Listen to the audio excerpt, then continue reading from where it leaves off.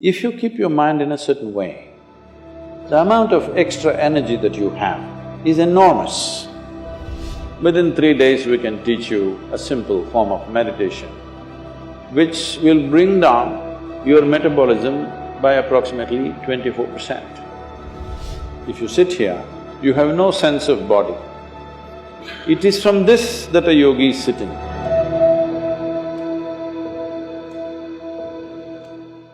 Sadhguru, we have heard many stories of people who enter into a deep state of meditation and they forego basic human necessities like thirst and hunger for several months together.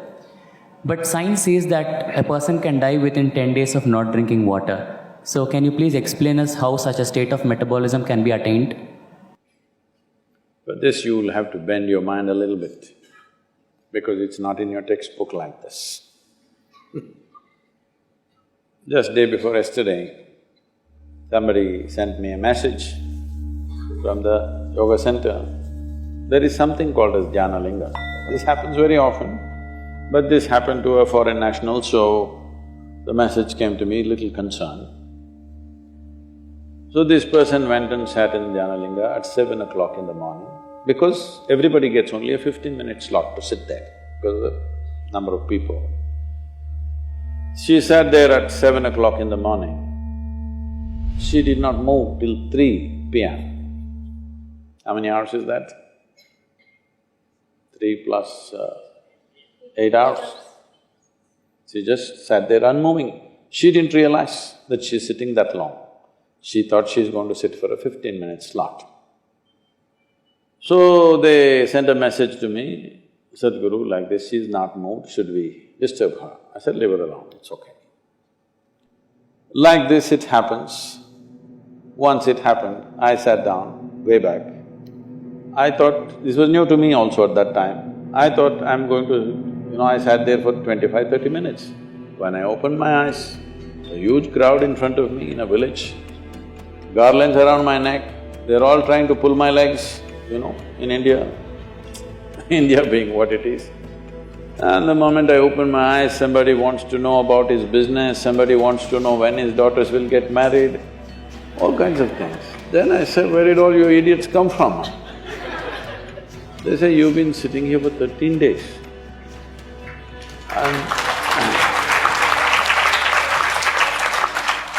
So, what happens in the system? That's what you're asking.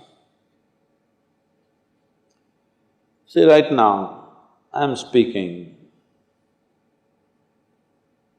If you check my pulse, it's somewhere around 55, 58 in that region. If I simply sit quietly, it'll drop below 40. If I simply sit down and I'm doing something without interaction, talking, moving, if I simply sit, it'll drop below 40. Now this is at ease. This will not build any unnecessary friction inside. So the amount of energy it consumes is very low. All of you medical students, you know this, 20% of the energy in the body is consumed by your brain, though it is hardly a pound and a half at the most. So, this much body is consuming 20% of the energy. This much body is consuming only 80%. If you compare this and this in weight, what, it's 50 times more, much more. So, you must understand, if you keep your mind in a certain way, the amount of extra energy that you have is enormous, because you're not unnecessarily consuming, wasteful usage of energy is not happening. This is true with every system. Whether it's a car, whether it's a machine, whether it's anything, how friction-free it is running, that much energy will come down, isn't it? Anything that's happening with big friction will consume enormous amount of energy. So physiologically, psychologically, energy-wise, if you bring friction-free function of your system, metabolism will drop and you will function very efficiently, because when you want to pitch it up, you have a whole range to pitch it up. When you want to lower it, it's there. Right now, the range that most people are carrying is very, very small. If you push them into activity, they will get totally tired out. If you don't, if they have nothing to do, they will freak. If you have nothing to do, you freak, isn't it? So in this condition, it'll not go down. Now, everything that you consume is higher simply because you're at a higher RPM, that's all. Within 3 days, we can teach you a simple form of meditation which will bring down your metabolism by approximately 24%. This is the highest drop that you can have in conscious states of meditativeness. If metabolism drops beyond that, you will not have any sense of body. If you sit here, you have no sense of body. It is from this that a yogi is sitting. See, if you sit down here, even if you don't have a watch, your legs, your back, your bottom, everything is keeping time, isn't it? Hello? You don't need a watch. If you sit here for 3 hours, you know you need to get up. Body knows. So, someone is sitting for hours or days because there is no sense of body. Why there is no sense of body is not only because of drop in metabolism, it is also the intensity of your energy which is not biological energy. Another dimension of energy is fully intense. Once it pervades the entire body, you have no sense of body. If I go into a program 10 hours, 12 hours, I am the only one continuously drinking water, but I am the only one who will not go to the restroom, I am the only one who will not take a break. Everybody, every 2 hours they take a break and come back. Simply because how identified you are with your physiological process determines these things to start with. But there is also sadhana, there is also certain work to be done with your system. So everybody may not be willing to do that level of sadhana, but everybody must do some sadhana.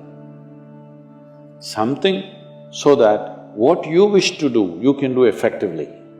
Whatever it is in your life you wish to do, you must be able to do it as well as you can. What the hell you do is not my concern, but whatever the hell you're doing, you must do it well, isn't it?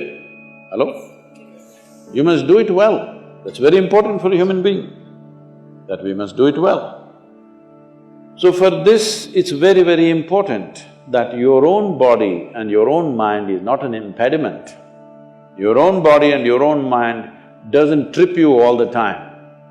They must be platforms on which you stand.